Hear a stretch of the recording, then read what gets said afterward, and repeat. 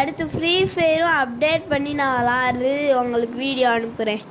அதுக்கடுத்து இன்றைக்கி ஈவினிங் வந்து நான் இன்றைக்கி ரேஸ் மாஸ்டர் 3D கேம் விளாட போகிறேன்.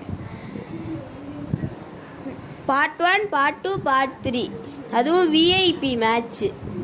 இன்றைக்கி ஈவினிங் கண்டிப்பாக அந்த 3ஐயும் அப்லோட் பண்ணிடுவேன். இந்த வீடை நம்ம சோதிச்சு பார்க்கணும். மொட்டை பாஸும் சொட்டை கிளவியும் என்னை போட்டு தள்ள பிளான் பண்ணுறீங்க.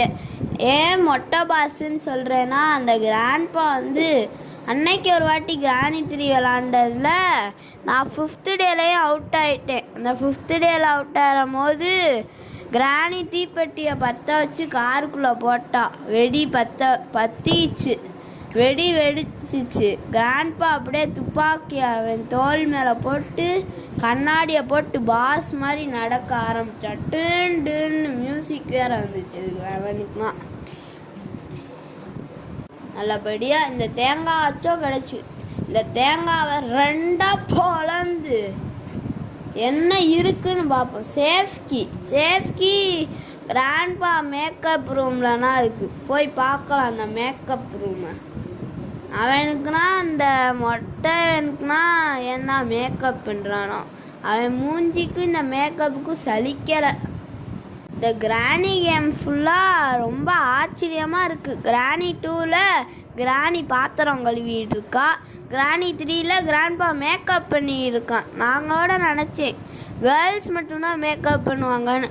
பாய்ஸும் மேக்கப் பண்ணுறாங்க. அதுவும் மொட்டை எடுத்து அவன் மூஞ்சி கண்ணுனா அமுங்கி அவன் போய் மேக்கப் போட்டுக்கான்.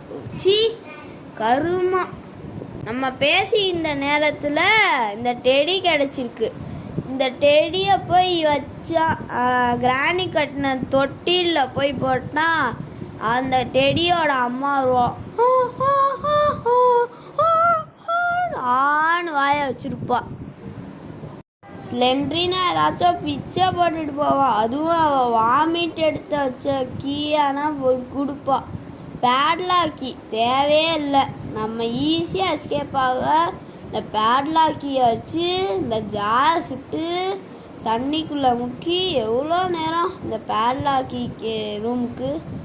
சரி, நம்ம இப்போ மேலே போய் பார்ப்போம் என்ன நிலமையில இருக்குது மேலே. சரி, நம்ம இந்த கன்னை போய் எடுத்துகிட்டு போகலாம். யார் வேணாலும் திடீர்னு வருவாங்க. இந்த கன்னை வச்சு கீழே யார் இருக்காங்களோ அவங்கள போய் சுடலாம். கிராணி பாவம், அவள் பாட்டிக்கே போட்டோம். சரி, அந்த மொட்டை தலை இருந்தால் அவன் மேலேயே இந்த கன்னை வச்சு சுட்டுருவான். அவனுங்க வச்சு கன்னை வச்சு சுட்டு அவனுக்கே எப்படி அவன் புல்லட் இருக்குன்னு டெஸ்ட் பண்ணி பார்ப்போம். அதுக்கு முன்னாடி நம்ம குரோபார் எடுக்கணுங்க. கிராண்ட்பாவை சுட்டாச்சு. அவன் 2 மினிட்ஸ் அப்படியே அவன் குரலே கேட்காம ரொம்ப நிம்மதியாக இருக்குது. குரோபார் எங்க? இந்த கார்னரில் வச்சுருக்கான். கிராண்ட்பா கன்னை வந்து எடுக்கிறதுக்குள்ளே நம்ம குரோபாரை ஃபிக்ஸ் பண்ணுவோம். செட்கியை வச்சு நம்ம அந்த செட் ரூமை திறந்து அதுக்குள்ளே இருக்கிற ஜென்ரேட்டர் எடுப்போம். ஐயோ, கிராணி வேற வந்து தொல்லை பண்ணுறா. சவுண்டை போட்டு அப்படியே இதுக்குள்ளே போயிடும். நம்ம இடத்துக்கு வந்தாச்சு. நம்ம இடத்துக்கு வந்தால் நம்மளை எதிர்க்க எவனும் இல்லை.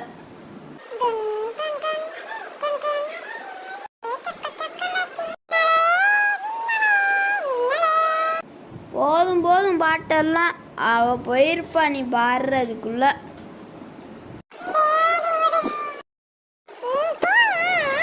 என்ன நினைக்கிறேங்க எனக்கு புரிஞ்சிருச்சு. திடீர்னு ஒருத்தி பாடிட்டு போகிறாள். அது வேறு யாரும் இல்லை, என்னோட டெடிபியர்னா. டெடிபியர் வந்து காமெடி பண்ணுறதுக்காக செட் பண்ணியிருக்கேன்.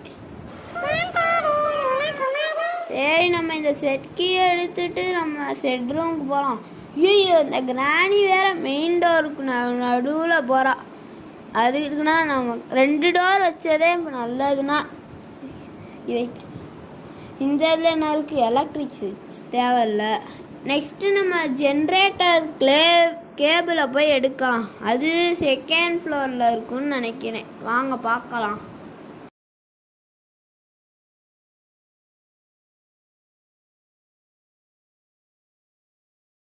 நான் வாட்டிக்கே போகிறேன். இந்த கிராணி வேறு வந்துட்டாலே.